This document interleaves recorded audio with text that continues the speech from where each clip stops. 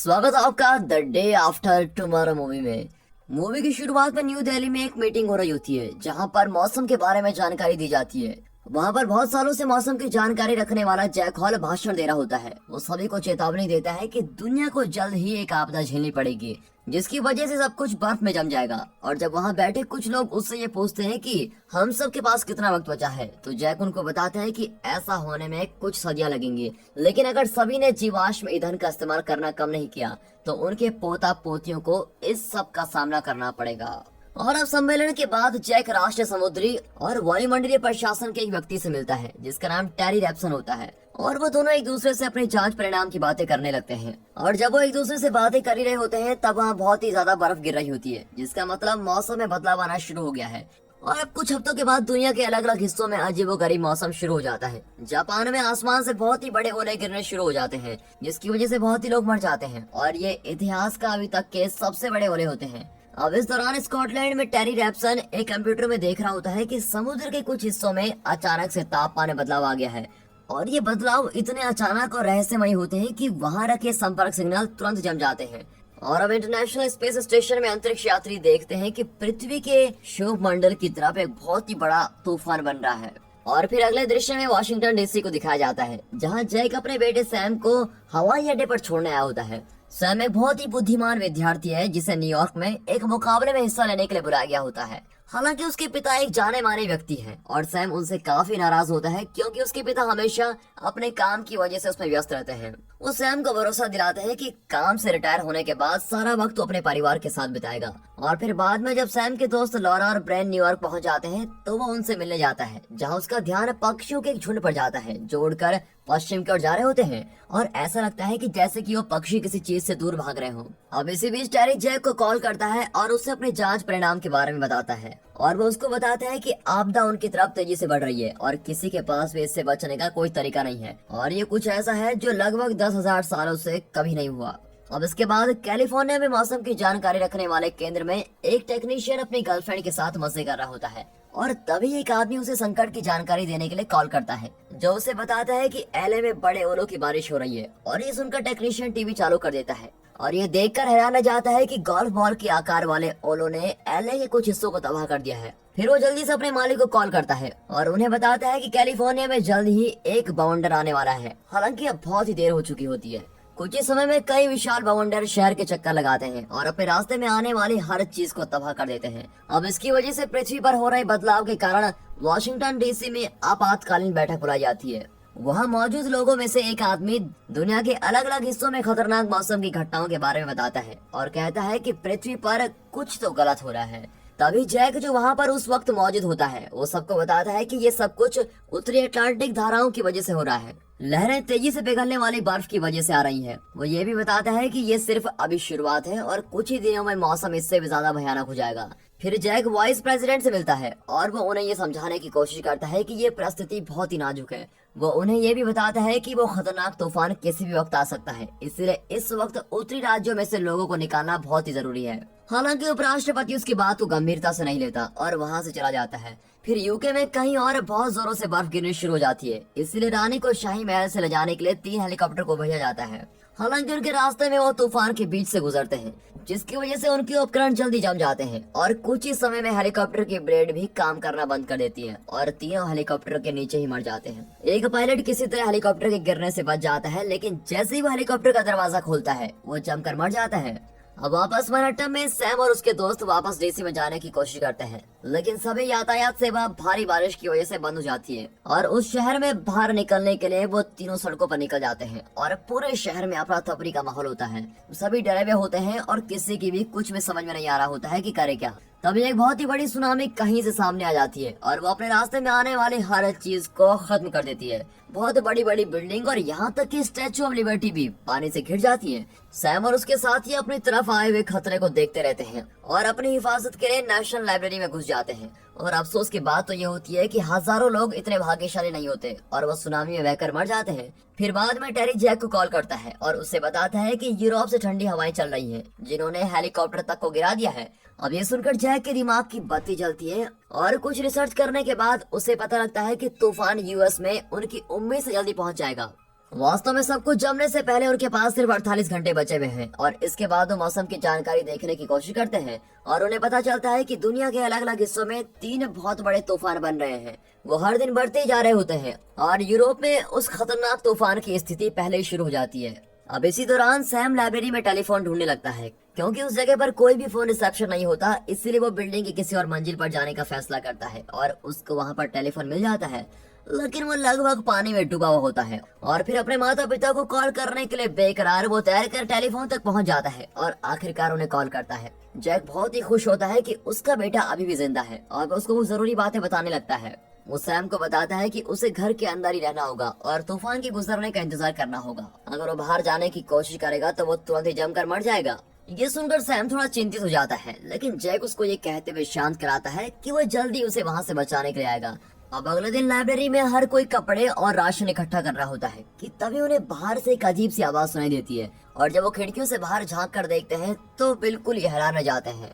वहाँ एक पानी वाला जहाज घूम रहा होता है और कहीं और डीसी में दिखाते हैं कि राज्यों के मुखियों की मीटिंग हो रही होती है और जैक को हालत की जानकारी देने का काम सौंपा गया होता है। लेकिन शुरुआत से पहले ही वो ये कहकर सभी को डरा देता है कि सबसे बुरा तो अभी आना बाकी है। फिर वो उनको सुझाव देता है कि उन्हें दक्षिण राज्यों के लोगों को जल्द से जल्द वहाँ से निकालना होगा और उन्हें मैक्सिको में ले जाना होगा। एक बार फिर से उपराष्ट्रपति उसकी योजना को मना कर देता है और कहता है कि इतनी बड़ी मात्रा में लोगों को एक जगह से दूसरी जगह ले जाना संभव नहीं है। वो उसे ये भी पूछते हैं कि उत्तर में रहने वाले लोगों को क्या हुआ, तो जैक उन्हें बताता है कि उनकी मदद करने के लिए बहुत देर हो चुकी है। अगर वो अपने घर से बाहर कदम रखेंगे तो वो तुरंत जमकर मर जाएंगे। वो सबसे अच्छा यही कर सकते हैं कि वो अपने घरों के अंदर ही रहें और तूफान के खत्म होने का इंतजार करें। हैरानी की बात होती है, लेकिन राष्ट्रपति इस बार जैक की सलाह को मान जाते हैं और राष्ट्रपति रक्षक को आदेश देते हैं कि बचे हुए लोगों को जल्द से जल्द निकालकर दक्षिण में पहुंचा जाए। अब न्यूयॉर्क में दिखाते हैं तो लाइब्रेरी में छुपे हुए लोग कुछ लोगों को जमे हुए पानी पर चलते हुए देखते हैं और लाइब्रेरी में बैठे हुए लोगों को ये पता चलता है कि वो गर्म राज्यों की तरफ जा रहे हैं और ये सुनकर वहाँ के सभी लोग बर्फ के गहरे होने से पहले ही जाने का फैसला करते हैं। सैम आने वाले खतरे के बारे में जानता है, इसलिए वो सभी को समझाता है कि अगर वो बाहर जाएंगे तो वो सभी मर जाएंगे, लेकिन वो सभी उसकी बात पूरी तरह से नजरअंदाज कर देते हैं और फिर कुछ समय बाद सभी वहाँ से चले जाते हैं। सिर्फ सैम के साथी और 2-3 लोगों के अलावा वहाँ कोई नहीं रुकता। अब इस दौरान जैक अपने साथ काम करने वाला एक व्यक्ति और अपने दोस्त के साथ न्यूयॉर्क तक जाने का फैसला करता है। एक का नाम फ्रैंक होता है और दूसरे का नाम जैसन। क्योंकि वो तीनों कई बार खोज के काम से आर्टिक जा चुके होते हैं तो वो उस मौसम के आदी हो चुके हैं और वापस लाइब्रेरी में दिखाते हैं तो सैम और उसके साथी बिल्डिंग में खाना ढूंढ रहे होते हैं और तभी उन्हें वेंडिंग मशीन मिलती है। वो चिमनी को जलाने के लिए कुछ किताबें इकट्ठा करते हैं और कहीं और जैक और उसके साथी घनी बर्फ में सफर कर रहे होते हैं।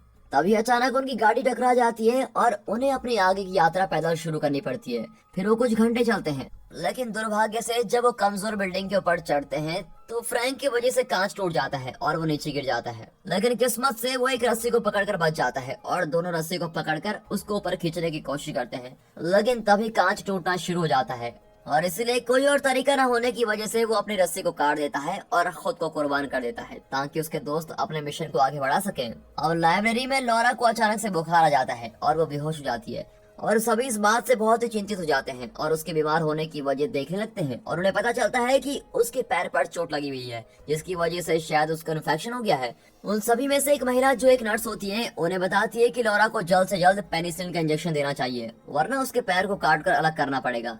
और फिर अपने दोस्तों को बचाने के लिए सैम पास ही पाने वाले जहाज में जाने का फैसला करता है और उम्मीद करता है कि शायद वहाँ कुछ दवाई जरूर होगी। और जैसे वो जाने वाला होता है, ब्रेन और एक आदमी जिसका नाम जेडी होता है वो उसके साथ जाने का फैसला करते हैं। अब अगले दृश्य में उपराष्ट्रपति जब एक सेना के अड्डे पर होता है उसे पता लगता है कि राष्ट्रपति के साथ एक हादसा हुआ है जिसमें उनकी मौत हो गई है और मामले को और बुरा बनाने के लिए शोधकर्ताओं को पता चलता है कि तूफान के केंद्र ने अपना रास्ता बदल लिया है और अब वो न्यूयॉर्क के शहर की तरफ बढ़ रहा होता है।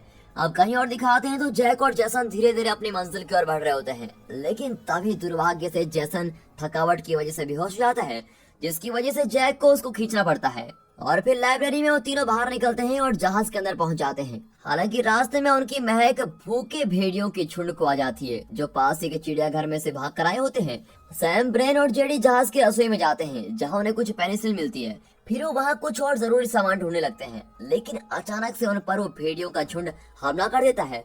सैम और ब्रेन किसी तरह बचकर दूसरे कमरे में भाग जाते हैं, लेकिन जेडी को भेड़ियों का झुंड बुरी तरह से काट देता है, लेकिन फिर भी वो किसी तरह उन भूखे भेड़ियों से बच जाता है। और अब वो तीनों वहाँ से बचने के लिए अलग अलग तरीके सोच रहे होते हैं। सैम बाहर देखता है कि आसमान थोड़ा साफ हो रहा है और वो समझ जाता है कि तूफान का केंद्र उनके आसपास ही है और अब उनके पास ज्यादा समय नहीं बचा हुआ है।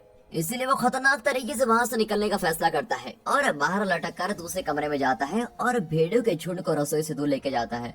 फिर वो भागते हुए भेड़ियों से बचते बचते उस जहाज से बाहर निकल जाता है और कुछ समय बाद वो अपने दोस्तों के पास पहुँचता है, लेकिन इस बार जेडी खड़ा नहीं हो पाता। इसलिए सैम और ब्रेन बर्फ पर चलने वाली एक गाड़ी लेकर आते हैं और जेडी को खींचते हुए लाइब्रेरी तक लेके जाते हैं। अब दूसरी तरफ जैक जैसन को खींच रहा होता है। तभी वो भी आसमान की ओर देखता है, जिससे उसको अंदाजा हो जाता है कि तूफान उनकी तरफ तेजी से बढ़ रहा है और बिना समय बर्बाद किए वो बर्फ के अंदर किसी घर को ढूंढने लगता है और उन्हें एक खिड़की मिलती है और उससे जैसन को अंदर फेंक देता है और खुद अंदर जाने से पहले वो तूफान से बचने के लिए सभी रास्ते बंद कर देता है। तूफान उस जगह पर हमला करता है और अपने रास्ते में आने वाली हर चीज को जमाने लगता है। अब तीनों लड़के भी सही समय पर लाइब्रेरी में पहुंच जाते हैं और मरने से बच जाते हैं।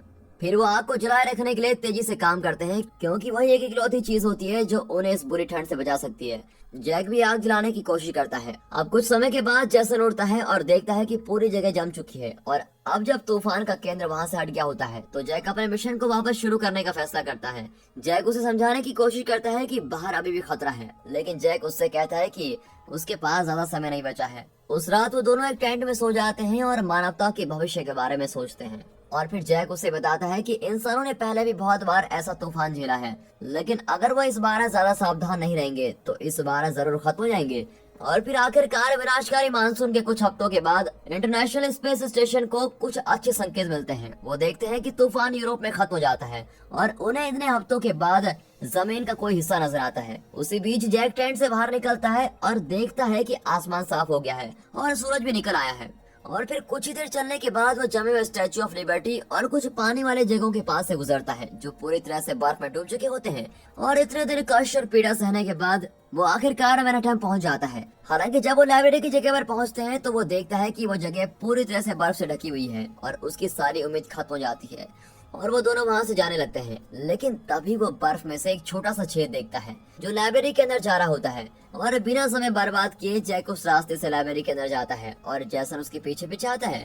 फिर वो दोनों सैम को ढूंढने लगते हैं और सौभाग्य से इधर उधर ढूंढने के बाद उसको ढूंढ लेते हैं और ये पता चलता है कि आग की वजह से सैम और उसके साथी अभी भी जिंदा होते हैं। और फिर आखिरकार दोनों बाप बेटे हफ्तों के भयानक मौसम के बाद एक दूसरे से मिलते हैं। अब इसके बाद मैक्सिको में नए राष्ट्रपति को पता चलता है कि न्यूयॉर्क में कुछ लोग बच गए हैं और इस बात को सुनकर वो बड़े ही उत्तेजित हो जाता है और वो टीवी पर घोषणा करता है कि वो उत्तरी राज्यों से लोगों को निकालने के लिए बचाव क्रिया शुरू कर रहे हैं। और आखिरकार हेलीकॉप्टर मैनहट्टन पहुंच जाता है जहां बहुत से लोग जिंदा होते हैं। वो छतों पर इकट्ठा होते हैं और बचाए जाने का इंतजार कर रहे होते हैं। हेलीकॉप्टर जैक और उसके साथी के पास पहुंचता है और उन्हें दक्षिण की ओर ले जाया जाता है। और मूवी के आखिरी सीन में नेशनल स्पेस स्टेशन के एस्ट्रोनॉट धरती पर निगाह रख रहे होते हैं और उन्हें आज तक सबसे साफ आसमान दिखाई देता है। और दोस्तों यहाँ पर ये मूवी खत्म होती है।